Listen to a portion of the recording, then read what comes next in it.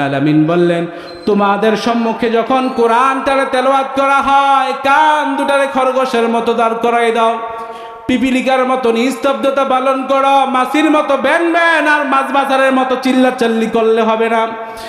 পিপিলিকার মতো নিস্তব্ধতা পালন করে এই কোরআনের বাণী শোনো। যদি পড়তে না পারো, এই কোরআনের বাণী শোনার কারণে ওই ব্যক্তি, যে ব্যক্তি কোরআন পড়লে যত সওয়াব হবে, তোমার আমল নামায় তত সওয়াব দিয়ে দিবেন কে? আরো জোরে বলেন, দিয়ে দিবেন কে? আল্লাহ রাব্বুল আলামিন আমাদেরকে খুশির সংবাদ দিলেন, যারা পড়তে পারে তাদেরও সওয়াব, যারা পড়তে পারে না যদি কোরআনের কথাগুলো যদি নিস্তব্ধতা পালন করে শুনে, আল্লাহ রাব্বুল আলামিন আমাদের আমল নামায় ভরপুর দিয়ে সওয়াব দিয়ে দেয়। সুবহানাল্লাহ পড়েন।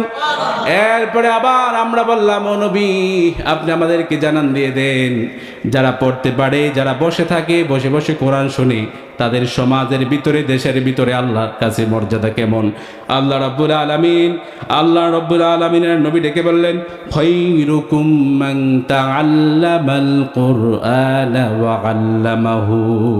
তোমাদের মধ্যে সর্বোত্তম ওই ব্যক্তি, যে ব্যক্তি কোরআন পড়ে এবং কোরআন শিক্ষা দেয়, যে ব্যক্তি কোরআন দিয়ে সমাজ গড়ে, কোরআন দিয়ে রাষ্ট্র গড়ে, ওই ব্যক্তির সমাজের সব থেকে দামি বানিয়ে দিয়েছেন কে? আরো জোরে বলেন, দিয়েছেন কে?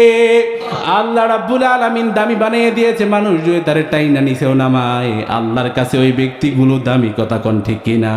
ইবনে মাজাহ শরীফের হাদিস। আল্লাহ নবী সাল্লাল্লাহু আলাইহি ওয়াসাল্লাম আবার ডেকে বললেন, মান ক্বরাআল কুরআন হাফিযাহু আদখালাহুল্লাহুল জান্নাতা ওয়া শাফাআহু ফি আশরাতিন মিন আহলি বাইতিহি কুলুহুম কদ ইস্তাওজাবান নার।